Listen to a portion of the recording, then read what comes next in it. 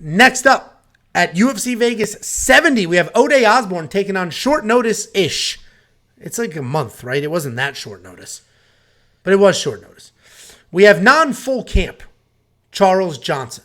Ode Osbourne's 11-5 overall, 3-2 in his last 5. He's coming off that vicious knockout loss to Tyson Nam. Charles Johnson, 13-3 overall, 4-1 in his last 5, coming off the dominant win over Jimmy Flick. And if you remember that Jimmy Flick fight, that was also short notice for Charles Johnson. So he's not out of his element here, stepping up on, it's not a week, but he's not out of his element stepping up on short notice. This is striker versus striker. Charles Johnson finally gets another striker.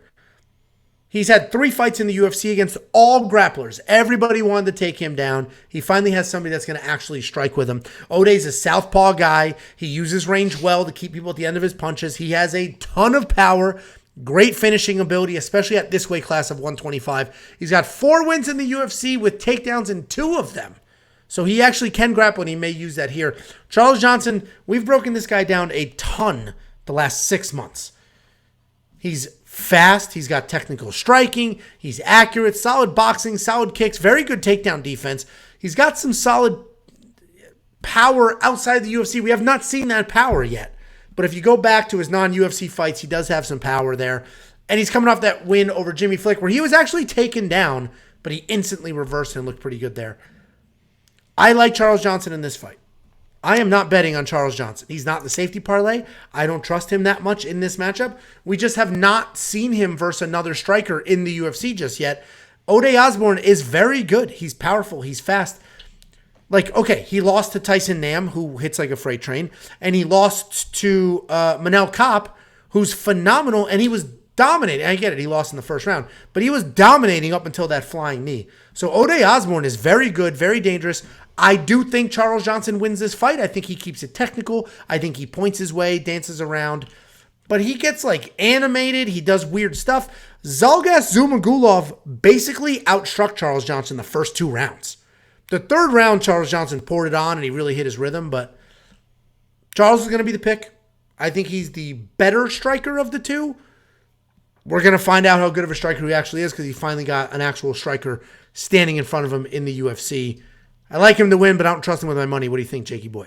I think I trust him a little bit with my money, but I parlayed it in a way. Premium members know what that is, so check it out. So I do have a little bit on him, but this is basically who do you trust less in this fight because they're both very similar skill sets. I do think that Charles Johnson is a better overall fighter, and as you mentioned, the better technical striker. So when Ode is coming with those big shots, I think Charles is very, very good at that kind of slip and rip style, and it's going to be there with the counters, and that's why I think he's going to win this fight. But if this is a close fight, and this could be, with these 2 guys, it could be the fight of the night, and this fight could be absolutely insane, or it could be just them staring at each other and taunting each other, as you mentioned, for 15 minutes, just sitting oh, that didn't hurt. Oh, that didn't, because they're both kind of the same person when they play that game. You mentioned the Zhalgas fight.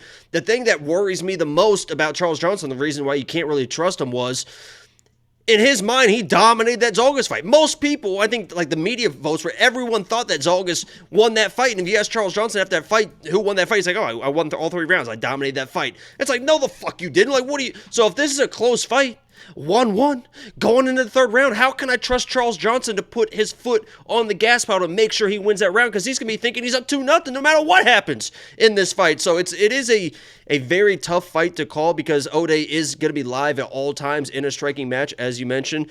I just think that Charles Johnson is a better overall fighter. Maybe he even mixes in a takedown or 2. I think he's an underrated grappler. You saw how good his defensive grappling was against a guy like Makayev, who was super, super dangerous. He never really was in any danger. I know he was taken down repeatedly and stuff, but he was always able to get back to his feet anyway.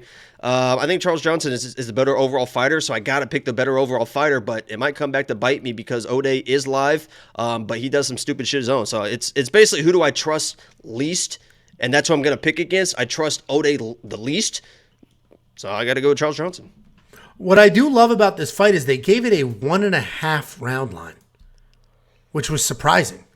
We haven't seen Charles Johnson finish anybody in the UFC. He did just Jimmy Flick. Under. Jimmy Flick doesn't count.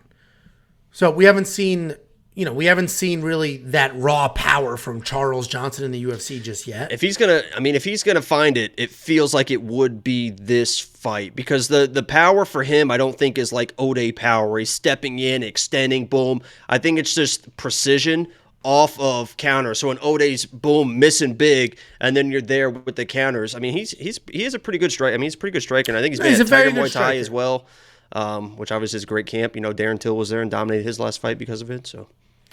My point is, I like that it was a 1.5 round and not a 2.5 round. I like the over. I think this goes over 1.5 rounds. I do not think this is just... It's minus 220, but...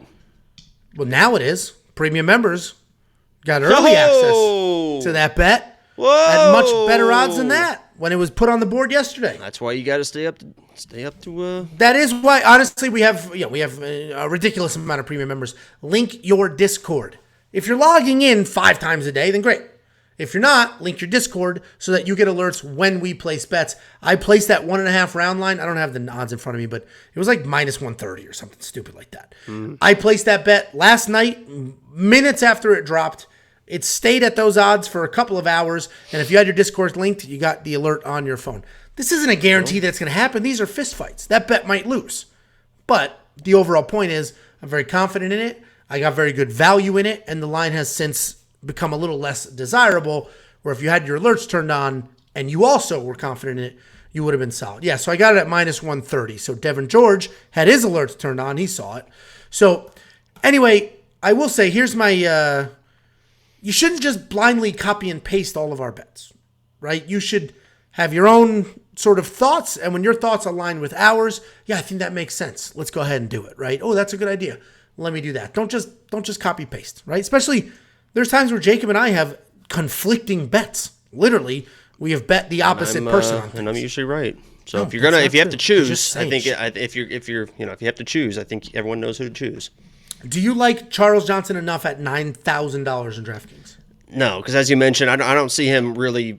I guess you could finish Ode, but I think this is a little bit back and forth, and I hope that these guys actually fight, because if they actually fight, this could be easily fight of the night if these guys, because they're both very, very good strikers, and they both, well, I shouldn't say they both take a shot. Charles can take a shot, Ode really, but I don't think Charles is, as to your point, I don't think Charles is hitting as hard as the people that hit Ode, and one of those was a fucking flying knee, so that happens. I mean, that Manel Kape fight, he was winning that fight. You're going to look at the record and see, he was not winning the Tyson Nam fight, but he was winning the Manel Kape fight before that. Anyway, should be a fun fight. I'm looking forward to it. The line has held pretty steady here because I think a lot of people just don't know what to do exactly with this. So pretty steady line for both of these guys. It should be a pretty fun fight, and I'm looking forward to it.